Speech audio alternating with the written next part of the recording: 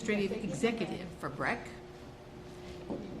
Before he came to BREC in 2012, he was an entrepreneur in New Orleans as an owner and managing member of a financial consulting and real estate development firm.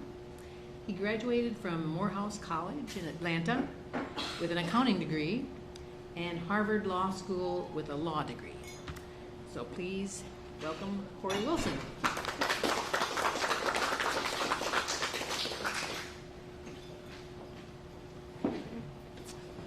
Well, good afternoon, everyone. It's good to be in a room full of friendly folks. Always enjoy this group. Didn't get a chance to see you guys last year, but I saw you my first year in 2019. Didn't get a chance to see many people last year as we were dealing with the global pandemic, but wanted to share some information on what we've been doing at BREC. But more importantly, give you an opportunity to ask me questions about what's been going on. And so everything we do at BREC, whether it's designing parks or cutting grass or even cleaning the toilets, you know, we talk about how it relates to the mission of BREC, which is contributing. We're one of many that's contributing to a healthier, everything we do has to be about health and wellness, more vibrant. You know, we talk about social equity, conservation, those sort of things when we talk about a vibrant community. And we do that by providing exceptional, we do strive to be exceptional in the parks we provide, the open spaces, and the experiences we provide. One of our values is excellence. We have 10 values. We also have service, equity as some of our other values. And we do that for all of East Baton Rouge Parish. And over the last couple of months, we have to emphasize that all part. As we give you a glimpse of the number of things that we have to take care of. Oftentimes, you may hear BREC has so many employees or BREC's budget is so big.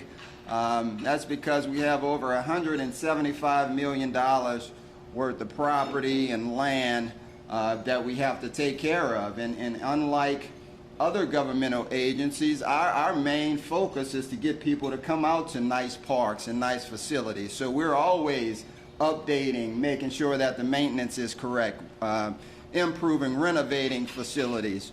And so you see 181 parks. Some of the interesting things, we have 4 boat launches, always trying to make more of those. We have 1 air gun range, a lot of interesting things. Our variety of services that we provide is often what distinguishes us from other park and recreation agencies around the country.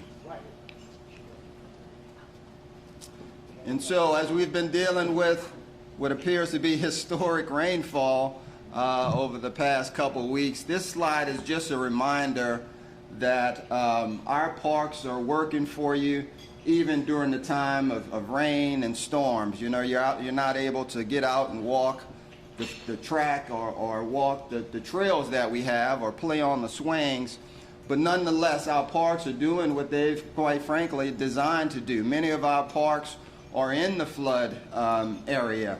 In fact, we acquire land so that land is not developed on, so that we can create a recreational opportunity, an opportunity that has multi-purposes. One, for health and wellness, to get out and exercise, but 2, this is another purpose, that a benefit of parks, and the ability to be able to hold water. And we're proud that as part of the watershed initiative for the work that we're doing at Greenwood Park in the Baton Rouge Zoo, where we're widening the lake there, we're improving some canals and bayous in that area.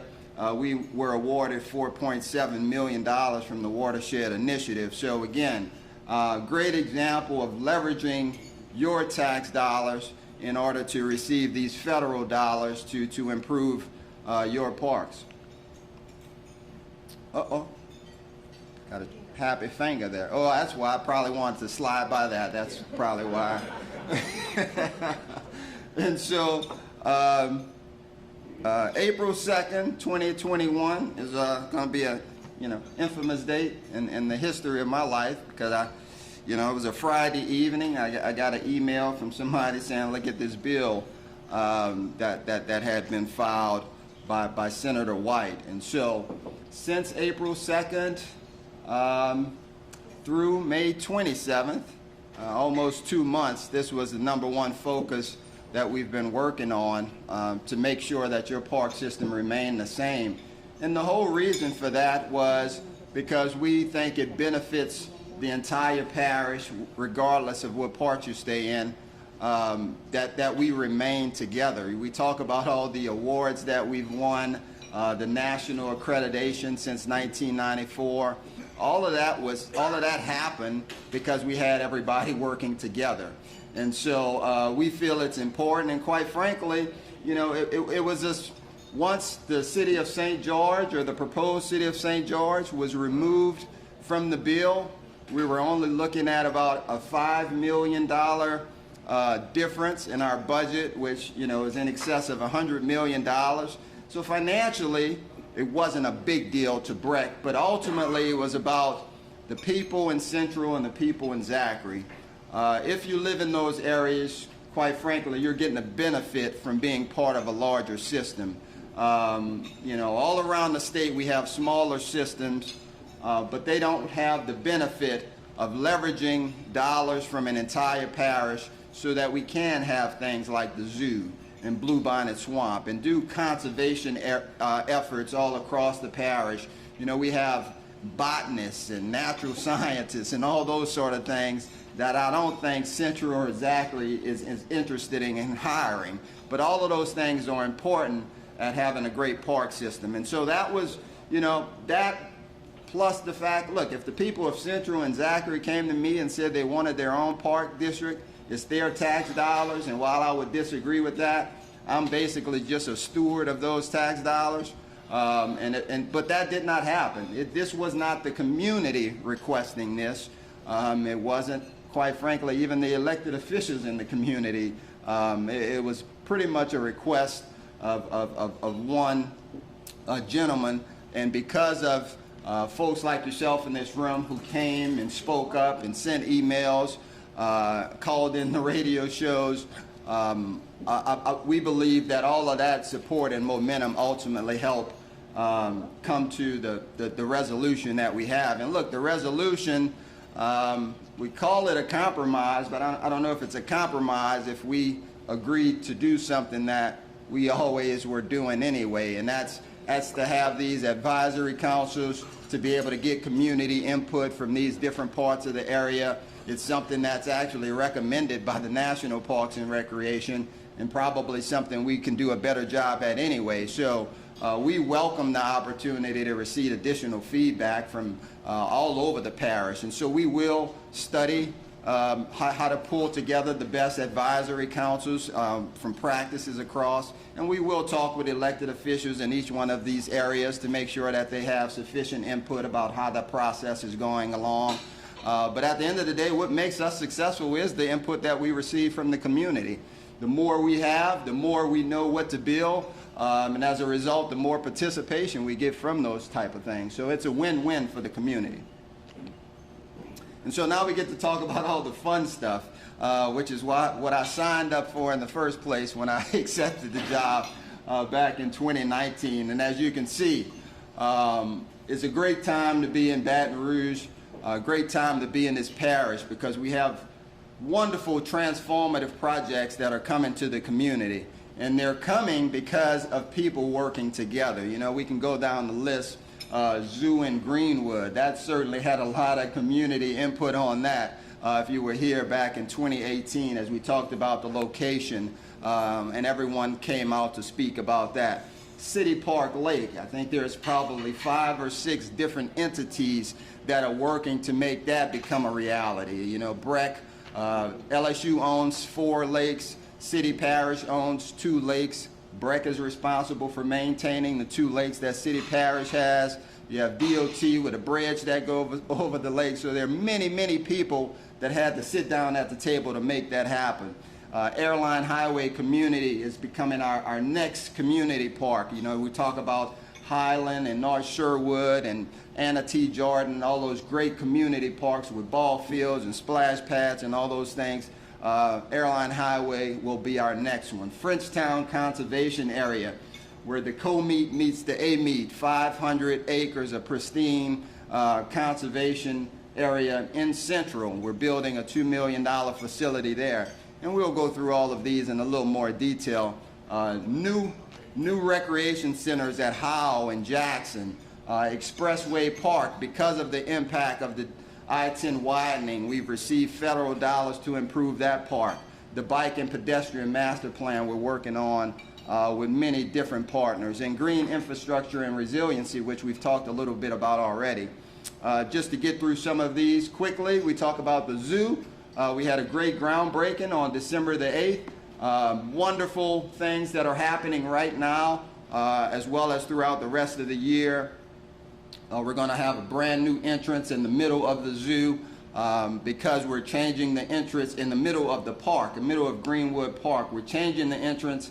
You will no longer go down Thomas Road, but now you go down Highway 19. Just as you enter Greenwood Park, you will enter the zoo. That way we'll have a lot more with the zoo and the park being in the same location. One could park at the zoo and have a great time at the zoo and leave and come back to the same parking area and say, wow, we haven't been to the park in a while, let's go to the park. So we're excited about what's happening at the zoo. We talked about the new entry. Part of what's happening at the park is this boardwalk that's going to connect both the park and the zoo through this very educational boardwalk. The play area, we're going to have a new playground at the park where, you know, kids are walking through the trees and elevated play areas. The Lakes Project, one of the most exciting things about the Lakes Project is that it is moving forward. I'm not from Baton Rouge, but I've certainly heard the news about how this has been something that the community has wanted for well over 30 years. So I'm excited to be part of the team that was able to sit down at the table, figure out where the money's coming from, when is it coming from, and be able to work on that agreement. And so we're looking at dredging of those lakes starting either later this year, certainly no later than the first quarter of next year, where you'll see sediment being removed. And you know, we're talking about making the lakes deeper. That makes the water healthier for the fish, but it also provides for great recreational opportunities, fishing. Right now the lakes are probably about 12 inches deep, you know, so not much oxygen for fish to survive. I think if you put a boat in there right now, you'll probably bump into a stump before you get too far. So we're looking at, and then we're going to use that dredge from making it deeper to build safer. We're going to build out the shore a little more to be able to build bike trails along the shore of the lakes. And so now when people are walking or exercising or pushing strollers, they're not trying to dodge cars at the same time they're trying to do that, which is what's happening right now. So we're excited about what's happening at the Lakes Project. There are some wonderful pictures and shots to show you see people walking safely, not in the middle of the street. That's one of the goals there. Airline Highway Community Park, we have some great things going on there. We finished the master plan earlier this year. And just like with the zoo and the lakes, we don't do master plans just to put them on the shelf. And so later this year, as we, you know, try and manage the many projects we have going on, we will start the design process of what happens at Airline, Phase 1, Phase 2, those sort of things. But if I can go back, you can see the right in the middle of it, the large area remains the same. We still want to be able to accommodate large events. It's one of the few areas in the parish, and even though this one is close to Santa Maria, it's not as close as most of our parks in terms of neighborhoods. And so we're still going to have that big lawn area to be able to host large events and music events. I think we have one actually coming up this weekend. And we're going to have baseball fields, improved baseball fields to do But also, you know, we talk about the green infrastructure, and this is going to be an example that we use not only for Louisiana but for the entire nation. As airline held a significant amount of water in 2016, I think over 2 billion gallons.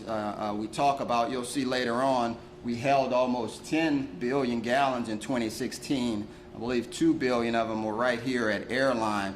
Our goal is to hold even more as we go forward. And so you can see we're building out number 8 there, an inland sort of body of water. But if you want to be adventurous, you can actually go out to Bayou Manchac, which connects to Ward's Creek. And so looking forward to all the great things. You can see the little boathouse in the top right-hand corner. And then you can see the ball fields at the bottom left, sort of walking between that area. And there are some great educational opportunities from a historical, cultural, ecological perspective. I must have a heavy finger. Okay. Yep. And so a safe room is going up at Airline Highway as well. And what a safe room is, it's a place where emergency personnel will congregate during times of disasters and storms. This is being funded with FEMA dollars because we're going to have hurricane walls that are able to sustain hurricane-resistant winds up to 150 miles an hour. This would be a place where the power won't go out and stuff like that. But 99.9% of the time, when there's not a disaster, there's going to be a state-of-the-art recreation center, workout facility, multiple basketball goals. We're going to have one here at Airline as well as Memorial, because those are central locations when we're talking about disasters. Obviously, Airline allows emergency to go, you know, north and south throughout Louisiana, and Memorial is also a great place in terms of center of the community. Frenchtown, we talked a little bit about the building that's going up at Frenchtown Conservation Area. If you think of Bluebonnet Swamp, you know, this is going to be sort of a new and improved Bluebonnet Swamp as we focus on nature and improvements that we're doing there. There are some examples of what we're bringing to Frenchtown. You see the folks walking amongst the trees there. Jackson Community Park, also in Central. Part of Phase 2 is a new recreation center as well as a new playground there. Howell Recreation in 2016, Howell Community Center, 70805 area on Wind Barn, took on 8 feet of water in the facility. And unfortunately, FEMA basically came to us and said, you know, we think because you have these cylinder block walls and those sort of things, we think you can just wash it off and keep going. And so after having 8 feet of water, you know, we decided that the community deserved more than that. And so we tore down that old facility, and we're building a new recreation center right in the 70805 area. It's going to have a new swimming pool, as you can see there. The work on that is starting now, and we're looking forward to bringing this to the community.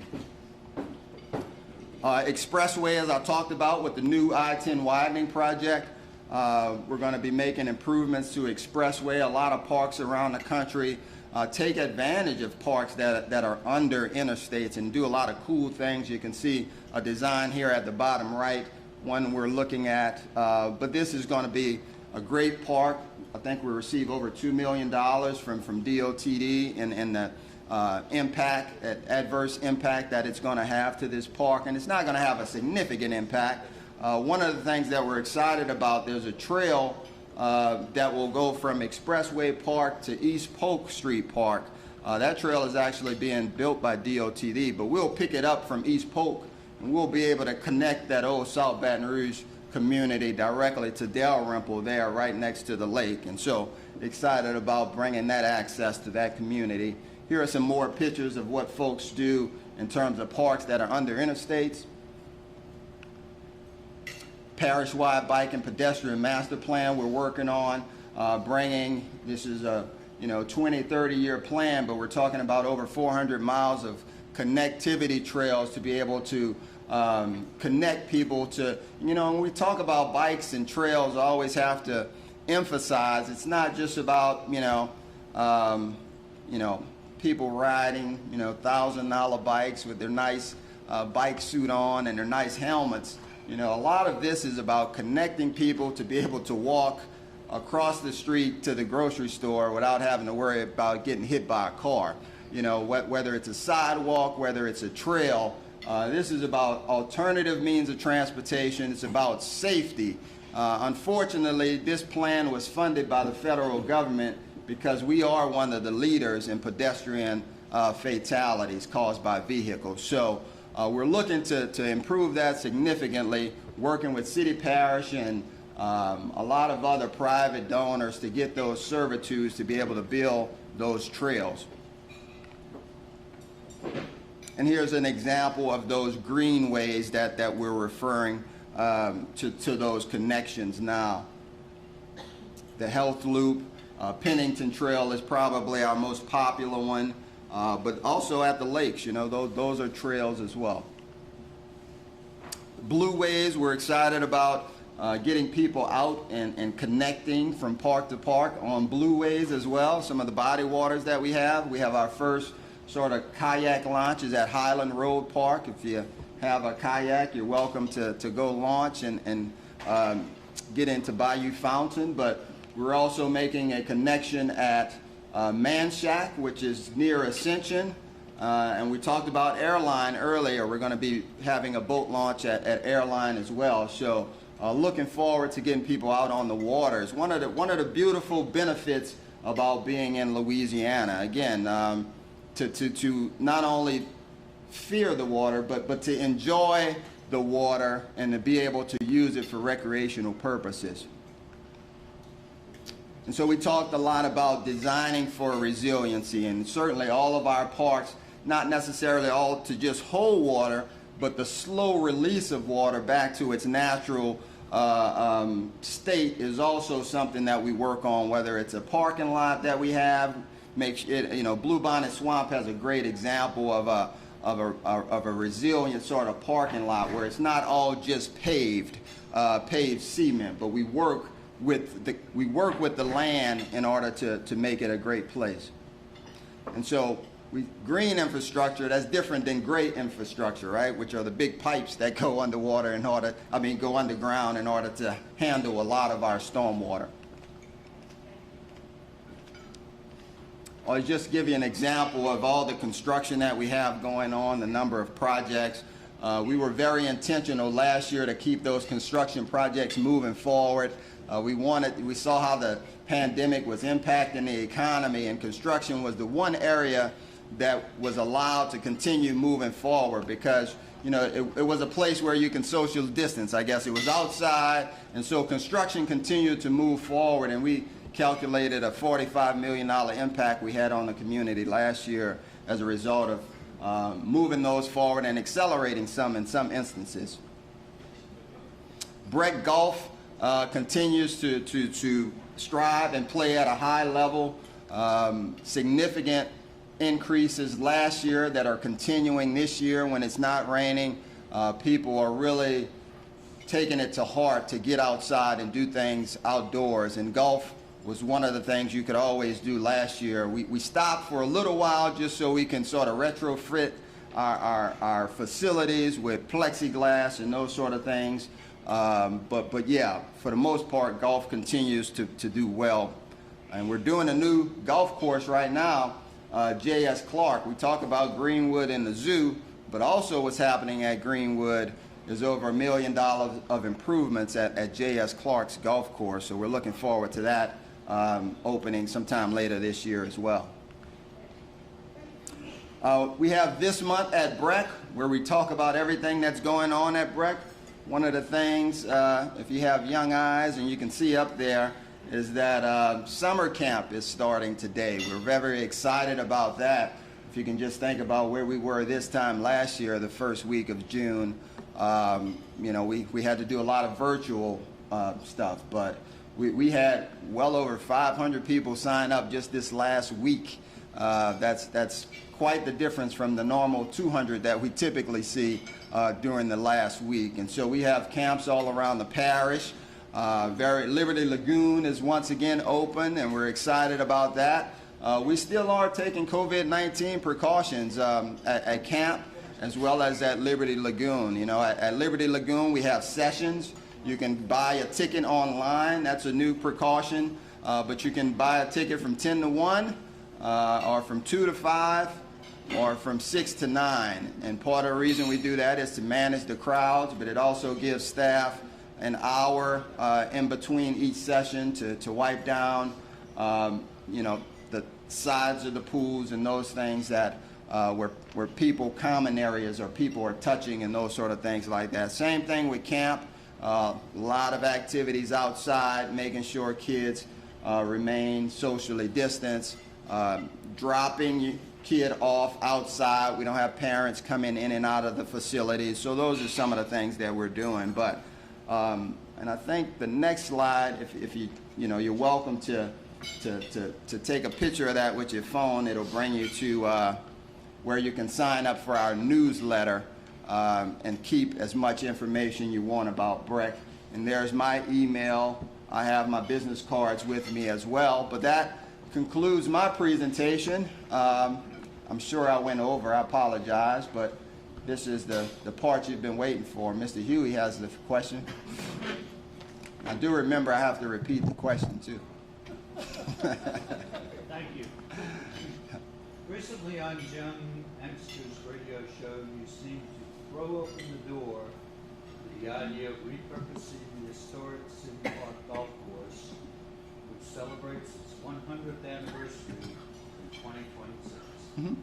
What's the thinking behind that? Yep, and so if you got, the question was regarding City Park Golf Course. On Jim Inkster's show a week or so ago, there was a question about the golf course, and my response was that there are no plans to repurpose the golf course, but I always keep an open mind. I can't remember my exact words, but it says, I reserve the right to change my mind, is what I said. And apparently that came across the wrong way.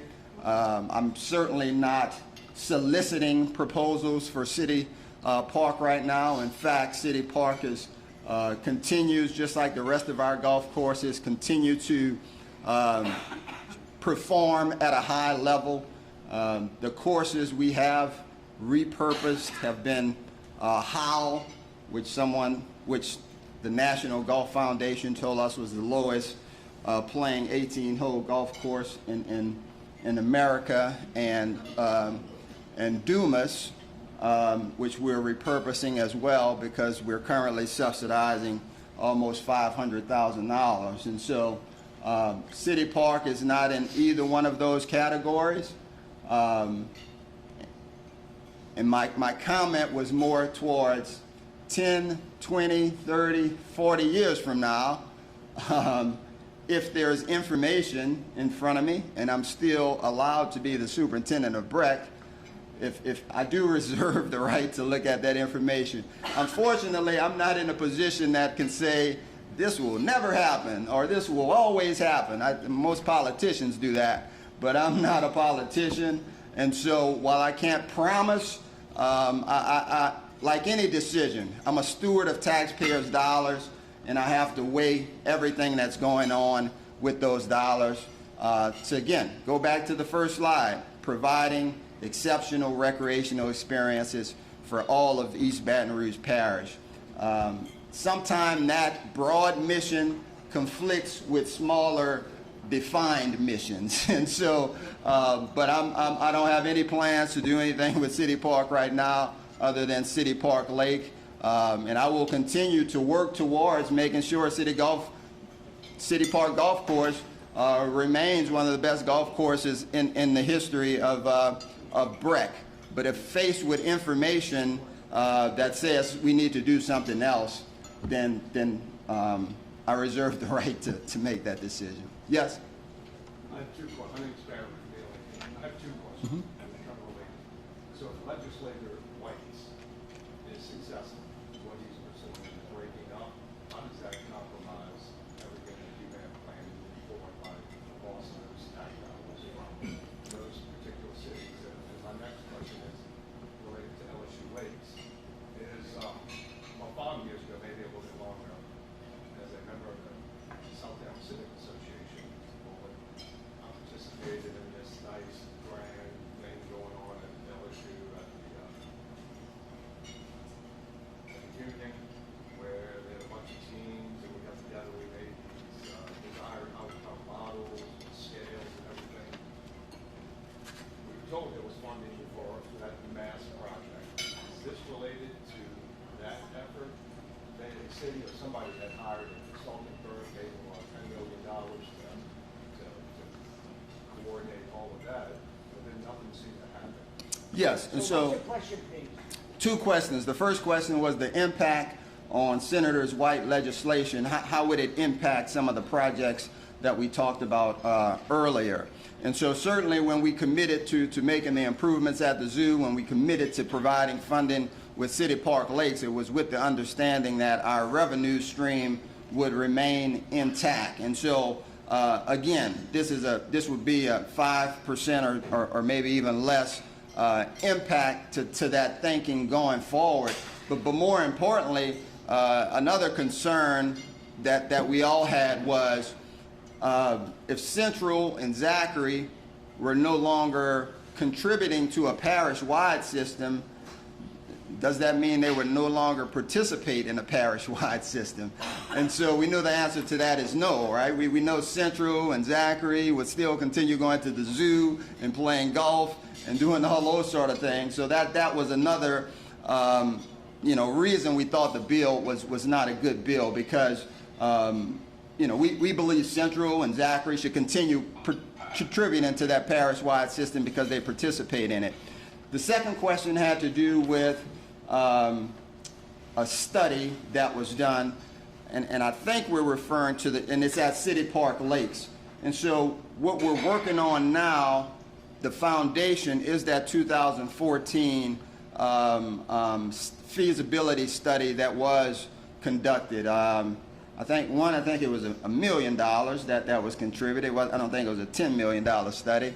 But yeah, so that is the foundation of it. But just like any other master plan, even with the zoo, once you get down in the nitty gritty and you start, maybe we can't put it right here because, we can't put it right here. So that is the sort of high level foundation, and we do have designers on board. We're actually out there studying the water right now to make sure we can do everything that we think we can do.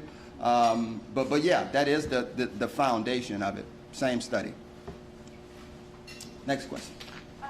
This is really like the first year I learned of how the park system is benefits whenever we have flood events, how it really does kind of take the water away from the city and the neighborhoods and stuff.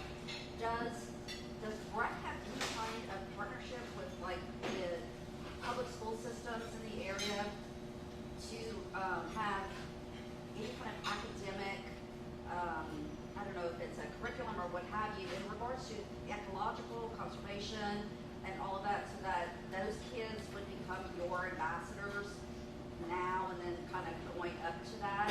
Because I'll be honest, like COVID was really great as far as I didn't even know that there was a kayak canoe launch right by my house. It just seems like there's a really great opportunity in regards to the fact that you're not just a huge recreational benefit to the community, but also an academic benefit to the community. Yes. Because I'm from Lafayette, and we had nothing like BREC in Lafayette, and I think people here probably take it for granted that BREC is here because that's all they know. Yeah. So it's kind of a statement, but more of a question is. Yeah, and so we have several agreements with the school board. We actually have an educational brochure that the zoo provides. One of the things, and so our three pillars, and when I say our, nationally, parks and recreation, health and wellness, social equity, and conservation are our three main focus areas. But with that, a lot of other benefits. Education is one. We always talk about when kids are playing, they're actually learning. Even this summer, we have an agreement with the central school system, ironically, that they're doing school for the first half of the day, and then the second half of the day they're doing recreational things. But all of our, whether it's at Bluebonnet Swamp, whether it's at Magnolia Mound, or whether it's at the zoo, they all meet the statewide curriculum in terms of education. And so we do have some things in place, but it is an opportunity for us to be doing a lot more there. Certainly from, and one of the great things that turned out from Senate Bill 205 is we did have a lot of that community, environmentalists, conservationists, talked about the impact that those services have on the entire parish and how it will be difficult for Central Zachary to continue doing those things on their own. What's your current thinking with regard to firearms on BREC managed properties? And what's your thinking in the event certain proposed legislation becomes absolute law? What's your question? So the question was, what's my thinking on firearms in parks as it relates to some proposed legislation?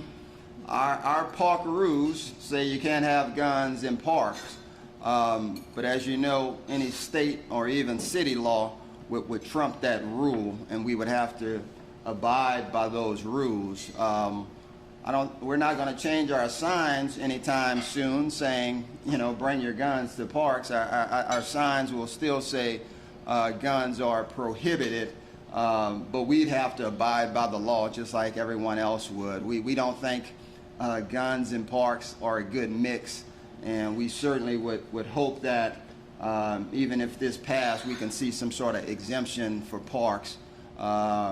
Likewise with schools and those sort of things, but that's my personal thinking on it. We haven't talked to legislators or elected officials about that at this point. Mr. Hightower? Have places like traction and Olympic sports hurt the rec programs, especially in baseball, to any appreciable degree? Or do you have a reading on that at all?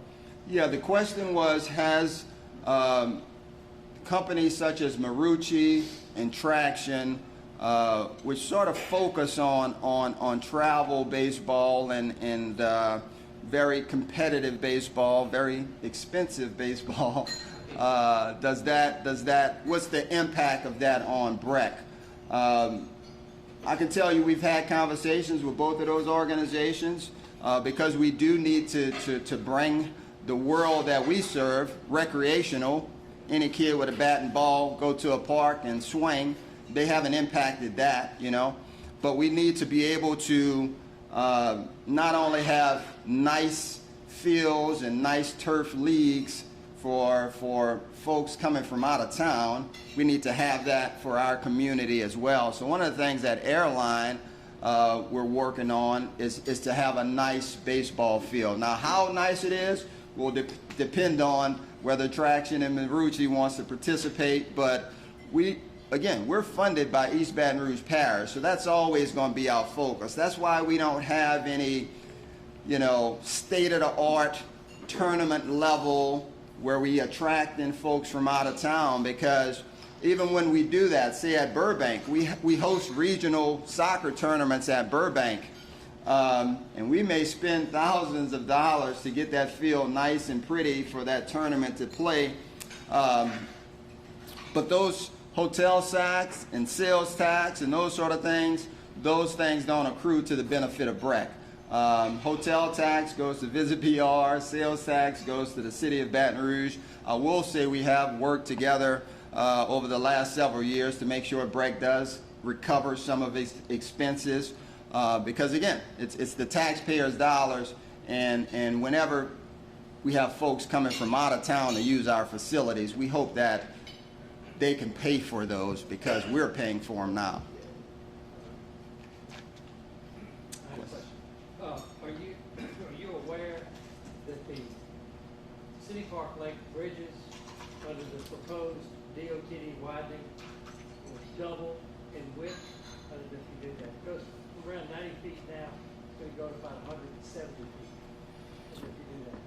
No, I'm not familiar with the, and the question was I aware of the widening of the DOT, the I-10, that it would go from Around 90 feet. from 90 feet to 170 feet. I was not, I knew it was a widening project, so I knew it was going to be wider, but I did not know the specifics. I will say we've been in meetings with DOTD talking about the type of bridge that would go over the lakes, you know, how many pillars would be in the water, those sort of things. And so we are in there. Look, they're a long ways away from doing this work, as you know, but we're happy that we're involved early on.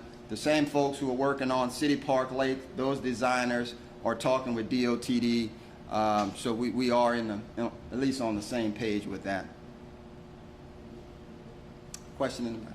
Yes. How important is green infrastructure to us as opposed to like a place like Arizona, which doesn't get much rain? How important is green infrastructure to us versus a place like Arizona that doesn't get much rain? I would imagine Arizona has its challenges, just like we have, and maybe their challenge is not enough rain and water, and they're probably thinking of creative ways in order to address that. I would imagine they're using their parks to do that as well, and whether that's to capture and hold water and use it later on, the same principles apply in terms of using your natural resources as a solution to a problem, and it doesn't always have to be mechanically engineered with you know, great infrastructure, as we call it. Question? We do understand City Park Lake dredging will begin hopefully fourth quarter or first quarter. When will you actually have a final design basis and budget for the project? Well, the question was, when will we have a final design basis and budget for the project? And so what I'll say in terms of the amount of money we have right now is sort of determines our budget, and that's $15 million. That's $5 million from BREC. And again, that's because we are required to maintain City Park as well as Lake Erie. We have $5 million from City Parish, which comes from the Move BR. It's specifically for trails because that's what it was voted on by the citizens. And then we have another $5 million from the Office of Community Development statewide. And so with that $15 million, we're limited. The entire plan as proposed in 2014 was $40 or $50 million, and you know, we're in 2021, so that number's probably bigger now. But that $15 million we have in hand now would go towards the design work for dredging City Park Lake and Lake Erie.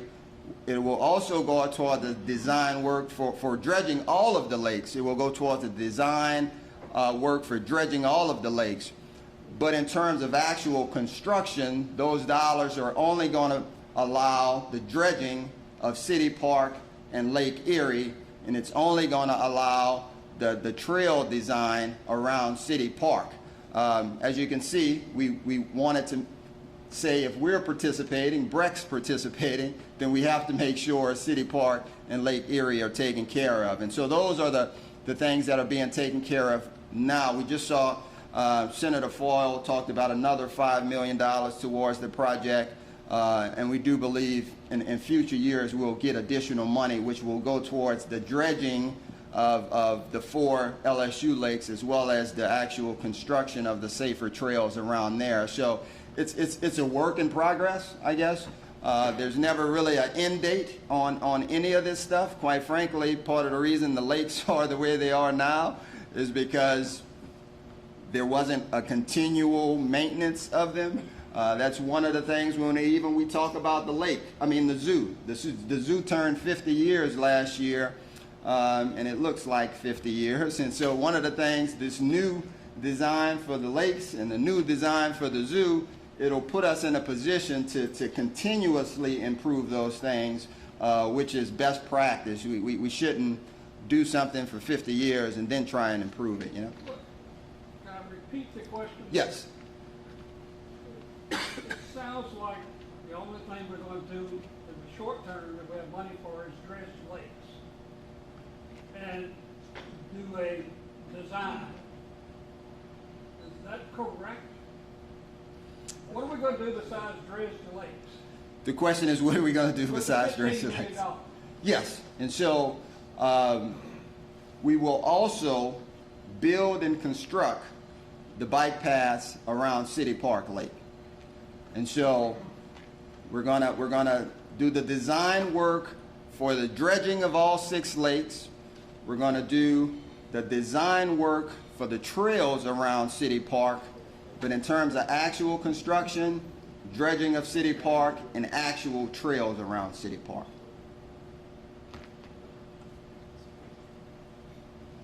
Do you have time for one more question? Mr. Huey had one more. Did we have anyone who hadn't asked one yet? I'm still confused, but I'll Okay. accept what you said. Okay.